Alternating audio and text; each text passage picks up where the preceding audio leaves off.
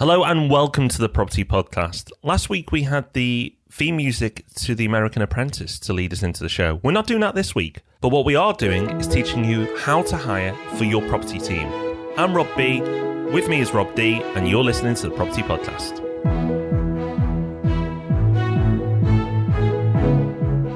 Yes, welcome to the Property Podcast. And if you are feeling a bit stressed, a little bit overworked, there's always those extra few things on your to-do list that never quite get done, we're here to help. Today's episode, we're going to tell you how to hire for your property team. So whether that's someone to help you out with admin, someone to help you manage your properties, whatever it is you need doing, we are going to walk you step by step through the actual hiring process that we have used to grow the teams in our various businesses.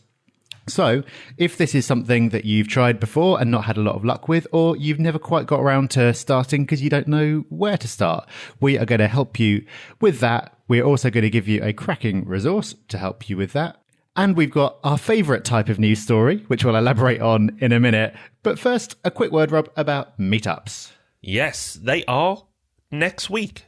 So a week from today, we're actually giving you some notice for once. We've improved our systems. And we'll let you know that the meetups are a week today. So if you're listening to the podcast now, check your calendar, look for the first Thursday of the month, and go to thepropertyhub.net/meetups and find out where you can go and where a meetup is near you.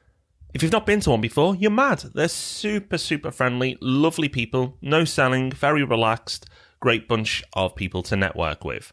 One of us will be in Leicester. We don't know who yet. We'll have an arm wrestle, but that'd be pretty pitiful if you've seen our arms, so we probably won't do that. But one of us will be in Leicester, and one of us will be somewhere else, which we'll announce soon.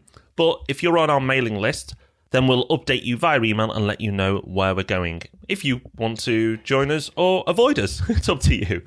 Yep, absolutely. Lots of them going on, bound to be one near you. Do get down there. Even if networking isn't normally your thing, I can promise you'll have a really good time and meet some interesting people.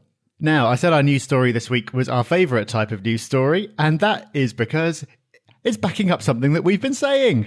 The headline in The Telegraph, which we'll link to in the show notes, is House Price Growth in Southern Cities Cools While the North Hots Up. Well, if you could have read that in The Telegraph the other day, or you could have heard that on the Property Podcast for quite a while now. Yeah, I'm not saying we are selective with our news stories to make us look better. However, it does make us look better. So this is why it's the news story of the week, because we got Brexit so wrong, we needed to build up our credibility again. But seriously, the article is worth looking at, because what it shows is there's been growth across many areas over the UK over the last 12 months. And growth is continuing, but the rate of growth is slowing down in many areas. So it's not negative. It's not falling where house prices are dropping. It's just growth slowing. However, growth has been accelerating in places like Manchester, Liverpool, very strong actually, from almost very small growth to very high growth. The article's worth looking at. The graph, it takes a little bit of time to get used to and get your head around, but once you do it, it makes it interesting reading. So have a look at that. But most importantly, Rob and I were right. Absolutely. So that is going to be linked to in the show notes, which this week are at thepropertyhub.net/how-to-hire. And the reason that those are the show notes is because that is precisely what we're going to talk about, how to hire for your property team. So as I mentioned last week, this episode is inspired from me attending one of the meetups. See, they're so valuable. And I met Guy there, and he was talking to me about hiring for his business and his property business and his own personal business. And I said, right, I'll give you some information. But then I thought, actually, rather than give one person information, we can give it to everyone. So that's what we're doing. Yeah, and the reason that we're so excited to talk about this is because hiring has made such a huge difference to us. If there's something holding you back, whether it's your own time, whether it's something that you're not good at doing, hiring full stop will massively improve that. But hiring the right person is an even bigger game changer. The difference between getting a good hire and a great hire is like, it's not just double the efficacy. It's 10 times, it's 100 times. It's unbelievable. And we've got okay at this over the last few years. We haven't got it right every time. We have made hires that didn't work out. Most of the time, though, when those hires haven't worked out, it's been because for some reason we didn't follow our process. This process is the one that we use. When we use it, things tend to work out. When we deviate from it, things don't end so well. And that's why we've talked a lot about the benefits of hiring in the past, but we haven't gone into it in the exact detail that we think that is necessary to get it right every time. And that's what we're going to do today. We will. So what do you need to get started? Well, you're going to need two things. You're going to need the process that Rob's just mentioned, which we're about to give you. And you're also going to need a Trello board, because we've built this process through Trello. Now, the good news is, I don't know if we've mentioned Trello before, Rob. Has it been mentioned? Not sure. No, okay. So for those who don't know, Trello is a wonderful piece of software that's absolutely free. So check it out. But link to the show notes, which is at thepropertyhub.net/how-to-hire. That's thepropertyhub.net/how-to-hire. Go there and get a copy of this Trello board. It'll be explained on there how to make your own copy. Don't worry about that now. But what you do need to know is that you can make everything we're going to go through a lot easier by using this Trello board. So let's start with where we should do, which is the pre-hire. So before you even get into the hiring process, there's work to be done before you get going. And the first thing you need to do is understand the name for the role. And more importantly, understand the name for the role that the market understands it. So you might have in your head property superstar helper, but that's probably not what it's called in the marketplace. So it might be called a VA, a virtual assistant, or a personal assistant. It might be different in the marketplace to what's in your head. I know that sounds crazy, but a lot of businesses have in-team terminology. So, for example, in RMP, we have the care team. But if I advertised a care team member online, that's not really going to appeal to anyone because they don't know what it means. So think about the roles and think about how it's going to look in the marketplace. Yeah, really important to make sure that the right people see it and don't skip over it because they don't know what it is. Having done that, the next thing to do is to think in a lot of detail about what it is they're actually going to be doing. So it's all very well to go, I'm overwhelmed, I need someone to help me. But dig into that and work out what exactly they're going to be doing daily, weekly, and monthly. So put together task lists of tasks that need to be done every day, tasks that need to be done once a week, tasks that need to be done monthly, tasks that need to be done every so often, and actually write all those out. So you've got a clear idea of what it is that you're hiring for. And also because it will help you with the next step, which is the job advert. And also think about what the KPIs are, so the key performance indicator. Basically, what are they being judged on? What are the targets that you want them to hit? What defines a good performance in this role?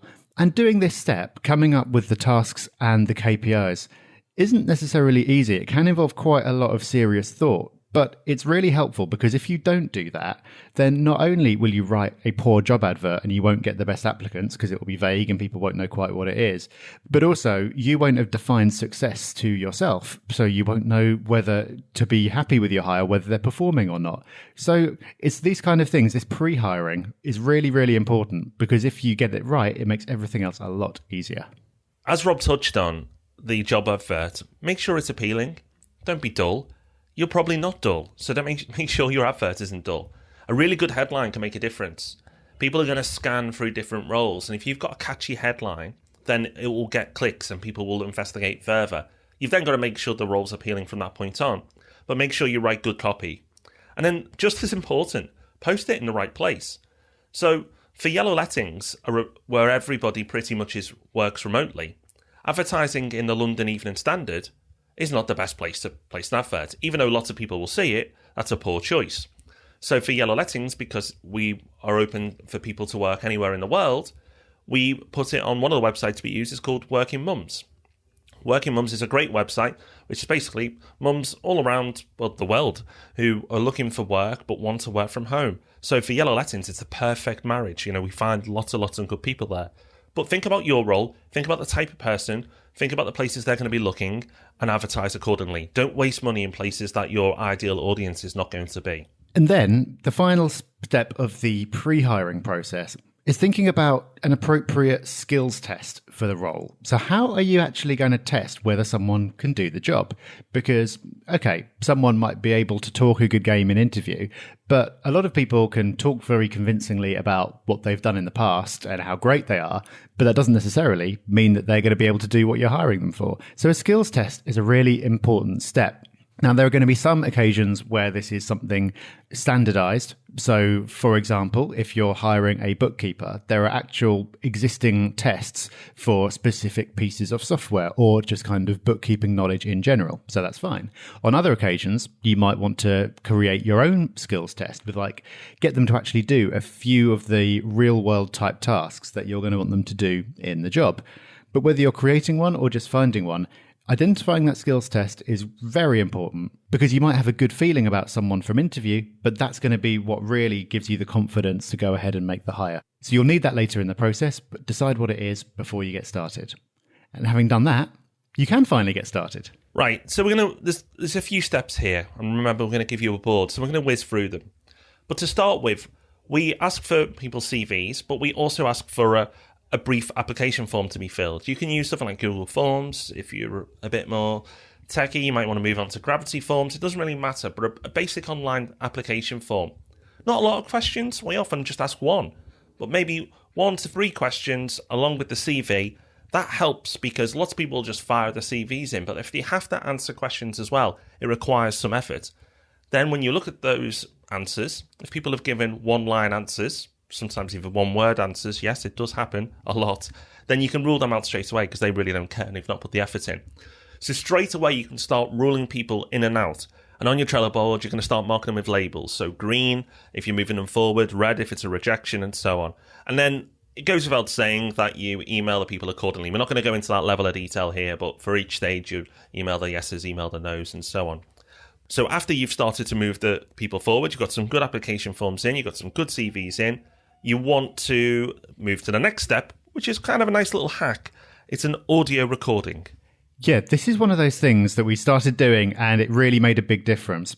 Because if you've done the first part properly, if you've advertised in the right places and you've described the job accurately in a compelling way, then you're going to have loads and loads and loads of applicants, which is brilliant. But you don't want to actually talk to potentially hundreds of people. You're just not going to have time. So what you're trying to do is filter them down as far as possible before they get to the stage where you have to actually get on the phone with them.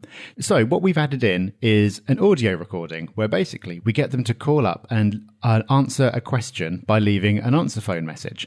And what that means is we've then tested them on 2 different things. We've had the written questions along with the CV, and then we've got the audio recording where you can really tell so much more about a person, even if it's only a minute. You can get a real sense of their personality because, you do get people who come across really strongly in writing, but then it turns out their personality or their kind of, you just don't get that sense of spark when you're speaking to them. And it can work the other way around as well. So the audio recording is really helpful. Basically, you just get answer phone messages coming in. And so it's so much quicker than actually going into an interview straight away because you can just go through them all, listen to the messages, and then filter them down even further using the same process as before, marking them as red or green and deciding who to move forward to the next step. And then when you move to the next step, this is where you can choose. If you're a business and this is an important role, then you might want to consider group interviews. So getting people into a big venue, if you've got space in your office, great. But if this is for an assistant, a virtual assistant at that, then Skype interviews are going to be okay. Not a group Skype interview, but because you've narrowed it down so far, you might be down to maybe 6 to 10 people at this point. You can do 15-minute Skype interviews. Now, make every candidate aware that this isn't a main interview and this is a shorter 15-minute interview. If you have several people in your team, it might not be you at this point doing it, but if it's just you and it's your first hire, then you definitely do want to be doing this. But make it clear it's just a brief chat. Have some key questions ready and good questions. Think about why you're asking them and what answers you want from them. Don't just ask questions for the sake of it. And then spend 15 minutes with them, video with Skype. So now you've had something written, you've had an audio, and now you're having interaction with someone visually where you can see how they interact as well. So you're really getting to know this person, but you so far have only spent 15 minutes with them. So you've got a lot of information, but only a short input of your own time. So you're starting to build a better picture of the type of candidates you're getting. And hopefully from this point, you've narrowed it down even further. Yeah, it's really amazing how much you can get to know about someone after just 10, 15 minutes with them, having gone through these previous steps as well. And just to emphasize something that Rob touched on there, video interview on Skype if you're not doing it in person, because that just gives you even more information. It makes them feel more comfortable, so you're more likely to have a good flowing conversation, but also you can see how they present themselves. You can see where they are and if it's a mess or not. So it's worth brushing your hair and making yourself look a bit presentable for an hour or two while you go through these interviews. It gives you a lot more data to work with. It does. And remember, you may not enjoy that type of interaction video over Skype, but they are feeling the pressure far more than you. So they're not going to be thinking about you. They're going to be thinking about themselves and how they present to themselves. So don't worry. Now, the next thing you can do is optional. And this is for higher level stuff. I'm just going to make people aware of it. It's something we do at RMP. It's something we're going to bring to Yellow.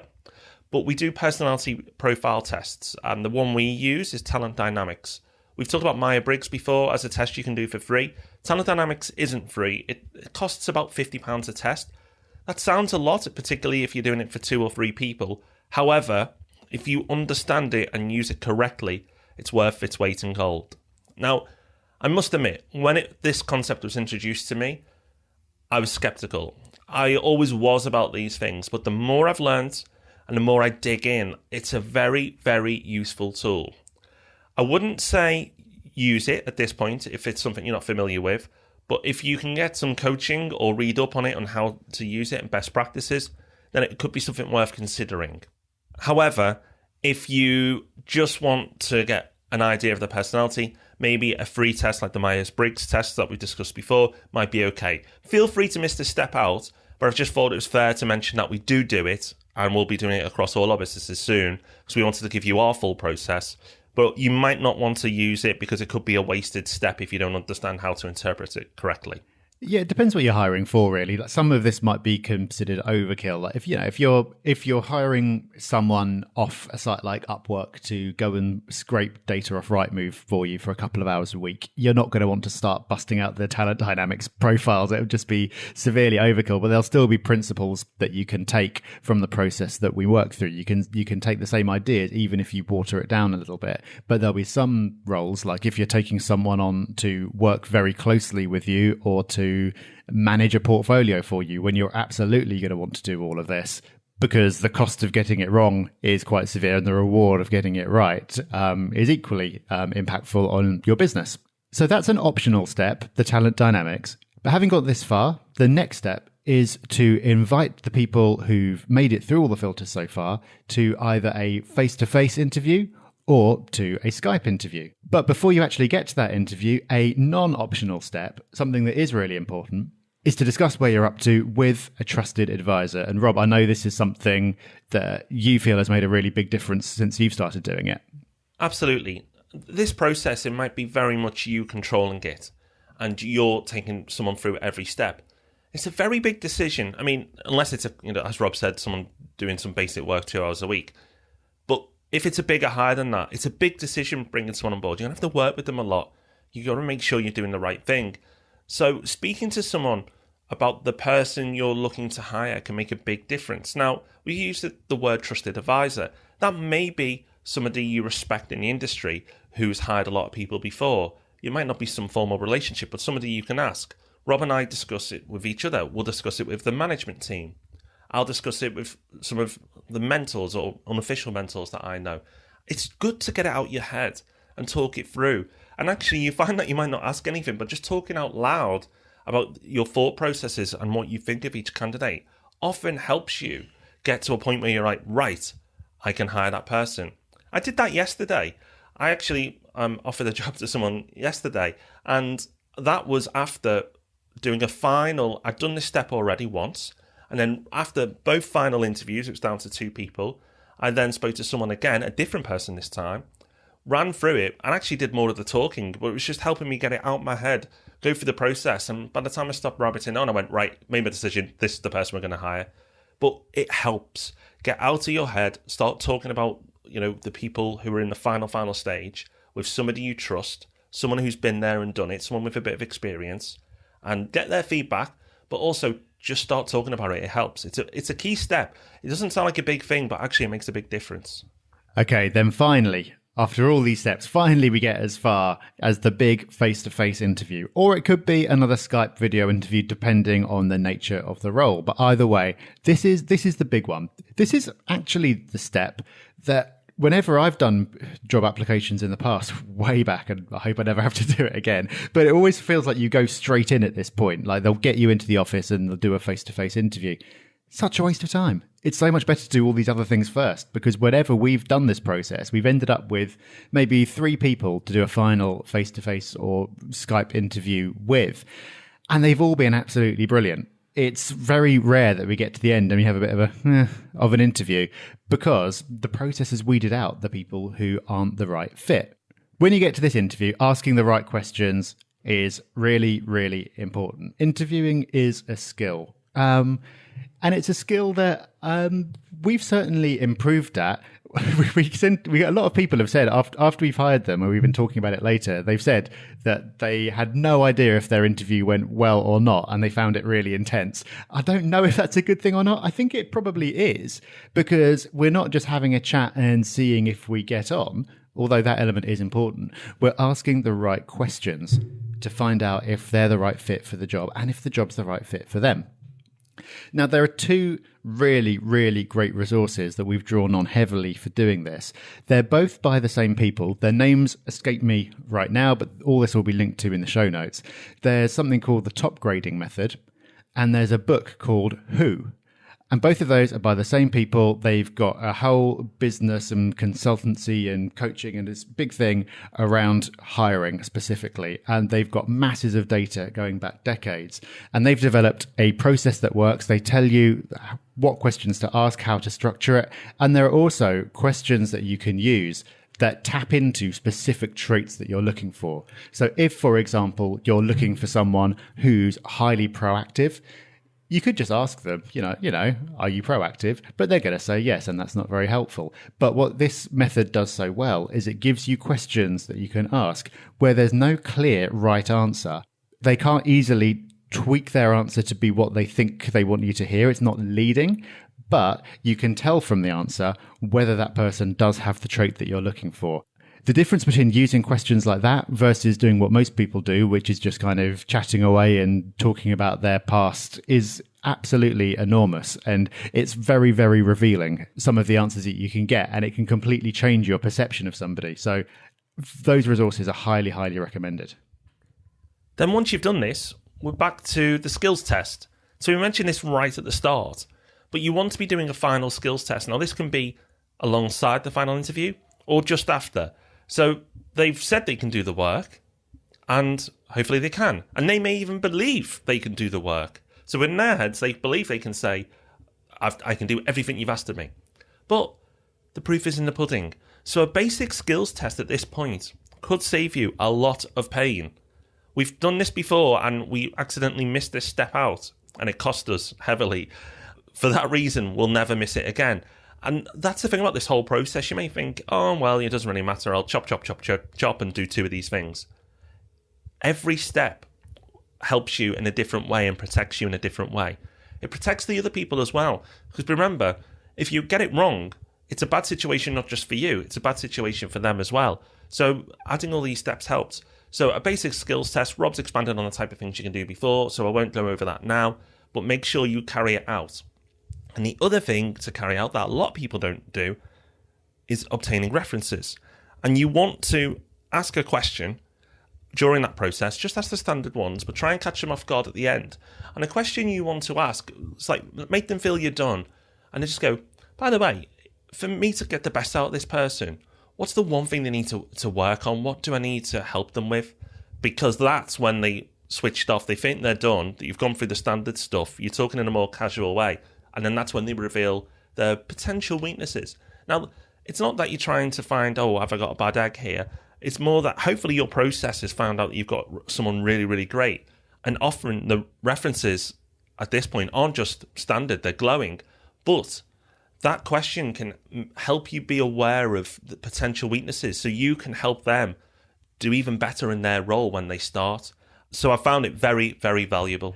The Columbo approach, I like to think of it. I like it. Just one more thing.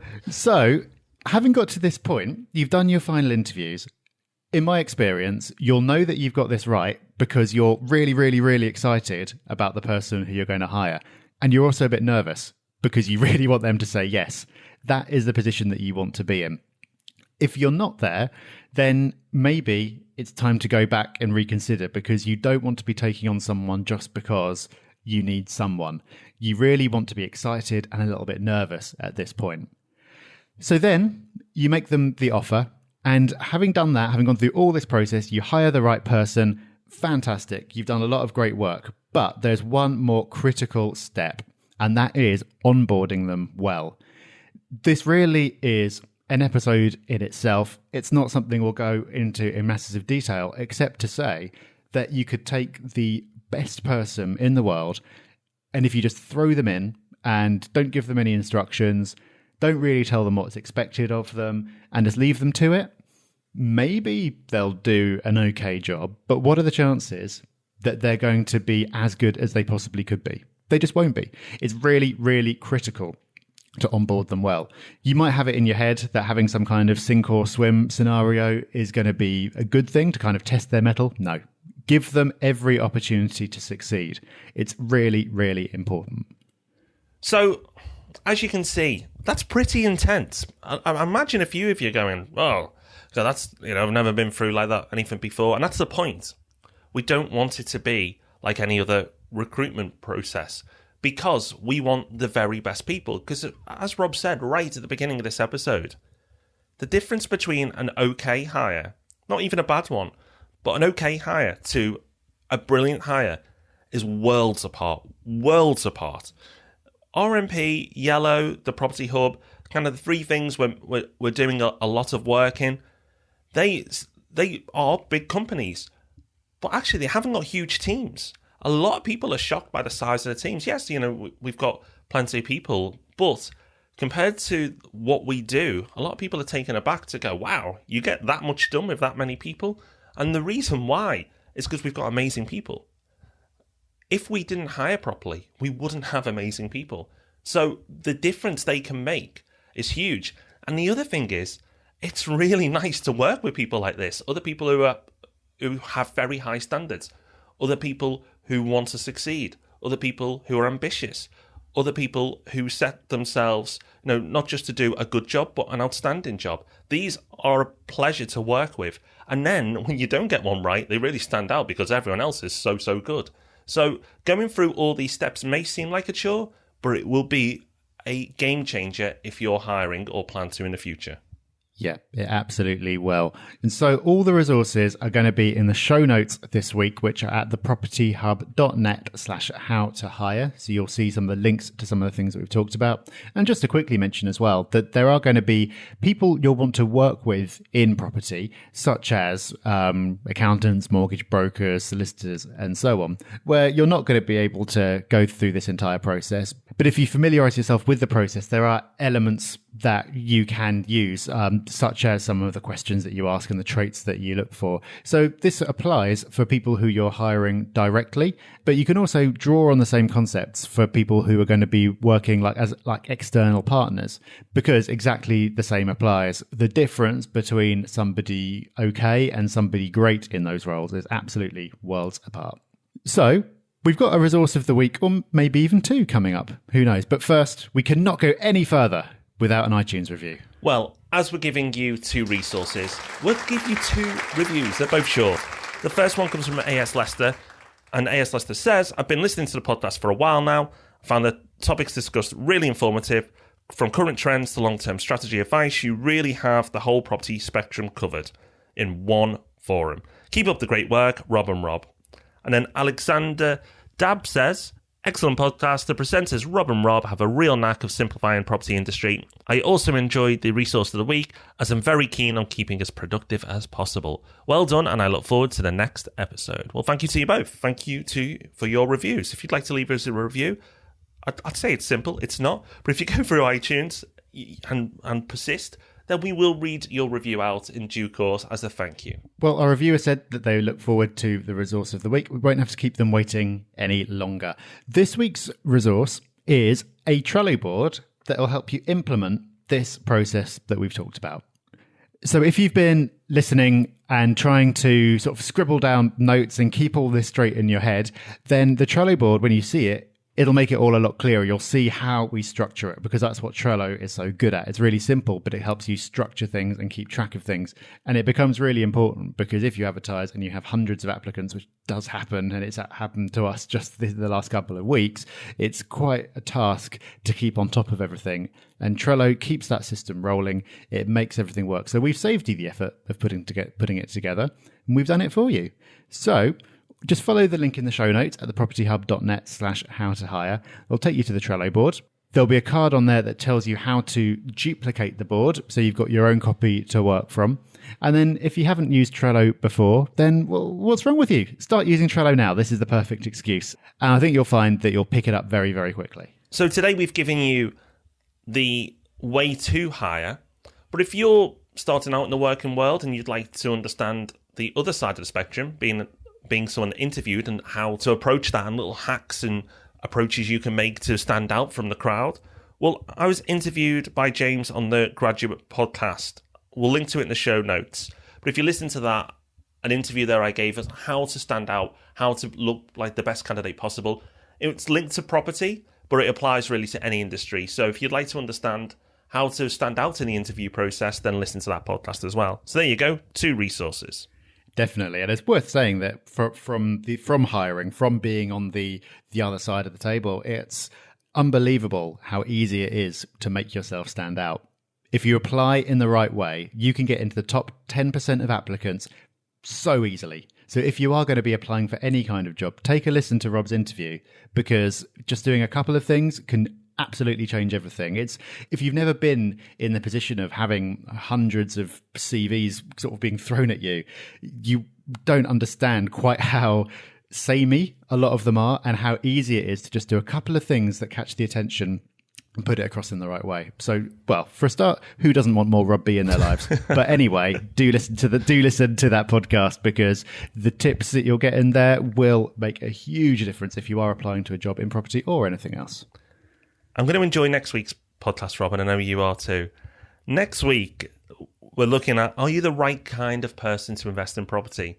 So we're going to talk about the right kind of person, but we're also going to talk about the people who probably aren't a good fit for property. So next week, you can learn if you are the right type of person to be invested in property. If you haven't started yet, then it's probably well worth listening to. If you have, might be a few painful truths in there, but we'll get a lot off our chest and have a laugh with it. So you'll hopefully enjoy next week. It should be interesting. A lot of paranoid people now going, oh, am I okay? Is it? Find out next week. That's going to be an interesting podcast, to say the least. But remember, before we sign off, the meetups are next week. Go to thepropertyhub.net/meetups. See one of us in Leicester. See one of us somewhere else. We'll announce it through the emails shortly. But we look forward to seeing you next week at the meetups. Great fun. If you haven't been to one, get along.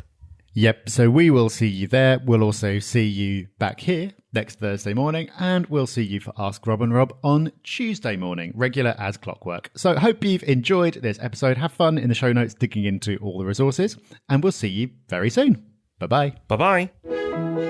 Thanks for listening to The Property Podcast. For show notes, all our past episodes, and to leave a review, go to thepropertyhub.net/podcast.